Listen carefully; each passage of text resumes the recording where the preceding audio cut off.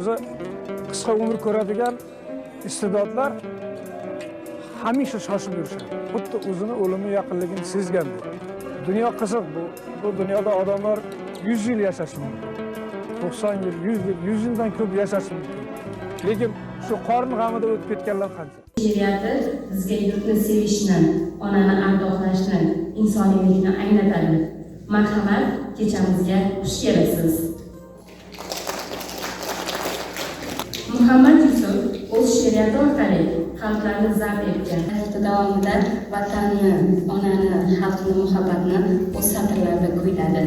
Bugun biz bu she'rlar orqali o'z xalqimizga qaraymiz.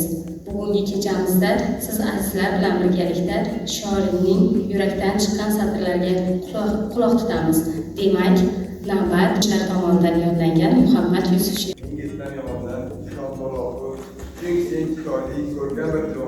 Yomon kunlar yaxshi bo'ladi, yomon odam yaxshi bo'lmas, hech qachon yashna chegarada turgandek ogoh, lolajonim, lola. Uyda yotibman, sezib turibman, to'xta kelayotir qushlar qaytishi, qayerdan yog'dirar qanotlardan, chiqasda shoirga nidoni tishi. Lola, lolajonim, lola qiz. Ularni men yana ko'raman. Ayvondek, odamdek uzatormadim. Kuz to'ylar yuragim bora. Bitta qizim ham uzatormadim. Demak taqdir ekan. To'y ko'rmay o'tmoq. Lola, lolajonim, lola qizaloq. Roh ko'nglim sezar, mendan keyin ham. Bir kun bu hovliga odam bo'ladi. Hali to'ylar qilib charchaysan ekan, mening qizlarim eng baxtli bo'ladi. Lola, lolajonim, lola qizaloq. Sim kuyib borar, jonim yonmoqda.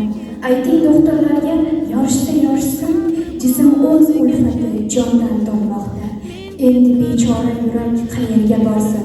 Endi osmon yiroq, endi yer yumshoq. Lola, lolajonim, lola qizaloq.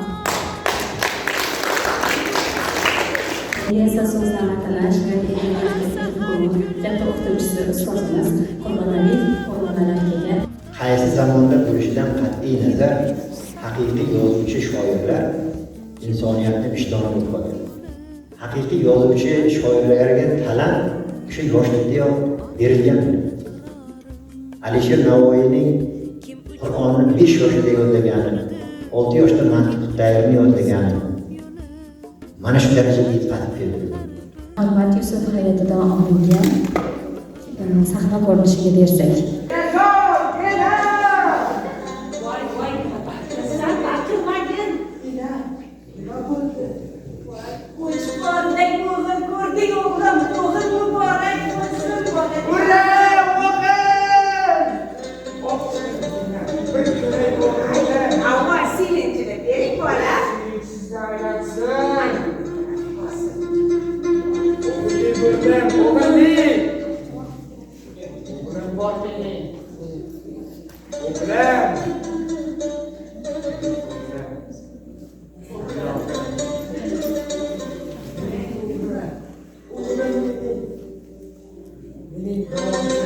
Mening pahlavonim Muhammad. Sizga yoqmadimi ekan? Yoqdi. Lekin bola, bu Muhammad payg'ambarimiz-sizmi? Bolaga oxirlik qiladim deyman da bola. Axir mening ham ismim Yusuf-ku. Mening ham ismim payg'ambarlarimiz ismidan deydi-ya. Mayli. Agar Muhammad bo'lmoqchi bo'lsang, Muhammad. Bugun sening isming Muhammad bo'ldi. Erta mening davomchimsan, mening zurriyotimsan, o'g'lim. Tiling tilishdek keskin, aqling esa juda o'tkir bo'lsin. Haq yo'ldan adashmagin, adolatga doim chaqloq bo'lgin, o'g'lim. inshaalloh. Qani, duo qilaylik. Ilohim amin. Shu bolamiz ota-onasidan bergani rizqli bo'lsin. Ota-onasi koriga yaraydigan, yurtni koriga yaraydigan farzand bo'lsin. Amin. Allohu akbar. Endi bolajonim, kel. Onasiga olib boring. Muborak bo'lsin bola. Xavotir she'ri nomli o'zim tomonidan ijro etiladigan monologga bersam. o'lib ketsin. Yotar bo'lsam xunga botib ko'zlarim, ko'nglimni ko'chkiday bosadi bir g'am. Yig'lashni ham bilmas mening qizlarim. Eng yaqin do'stlarim g'iybatim qilar, eng zaif dushmanim ustimdan kular. Ular-ku ne qilsa o'zlari bilar. Yig'lashni ham bilmas mening qizlarim. Shoir bo'lsa kim ham kuylar deysiz. Madhiyoboz hozir suvarakdek ko'p. Ularimizni qishda tanlovdagi muz barmoq tegsa yerga to'kilar to'p. Tildan qolsa ko'zda qotib yoshlarim, ko'nglimdan boshqa bor axir ne zarim.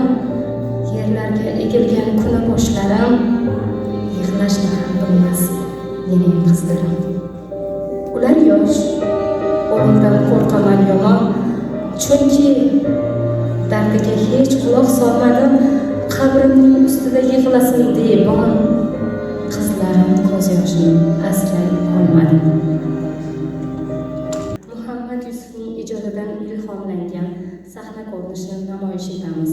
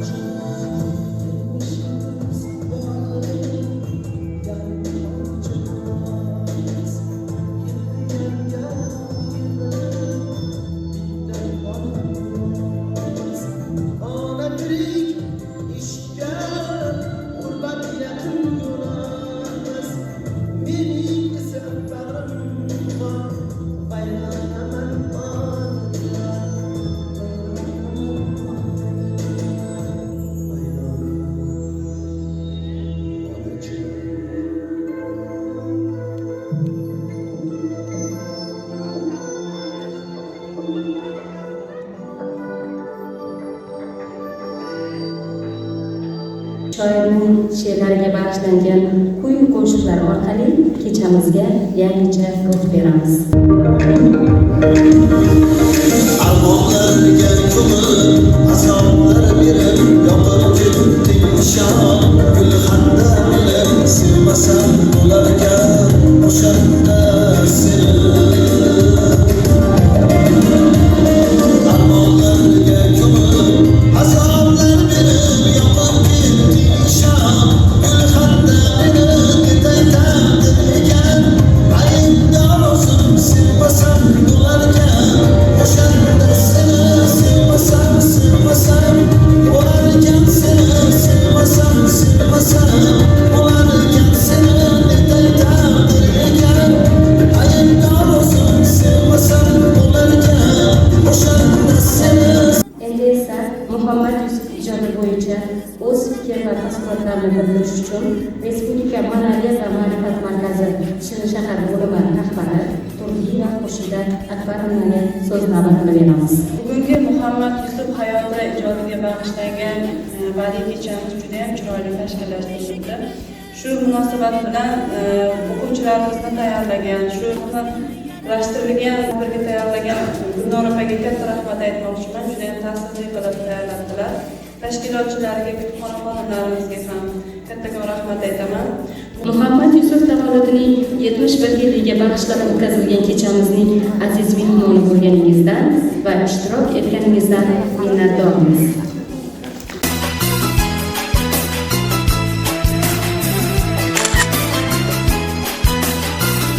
Assalomu alaykum Xurshid opa. Bugungi tadbir haqida fikr va mulohazalaringizni aytib o'tsangiz. Bugungi o'quvchilar ishtirokida va Shirin shahar axborot kutubxona markazi tomonidan tashkil etilgan O'zbekiston kitobxonlar yurti 5-Respublika kitobxonlik haftaligi miqyosida tashkillashtirilgan tadbir juda ham sifatli va saviyali o'tdi. Juda ham o'quvchilarimiz yaxshi tayyorgarlik ko'rishgan. Bundan tashqari bu badiiy kechada ham kitobxonliklarini o'zlarini ham Muhammad Yusuf hayotiga bag'ishlangan she'riy chiqishlar bilan juda ham o'tirganlarga yaxshi kayfiyat bag'ishladi. Shu bilan bir qatorda o'zim ham juda ham ta'sirlandim. Sahna ko'rinishidan juda yaxshi ishlangan, tayyorgarlik ham juda ham yaxshi qilingan.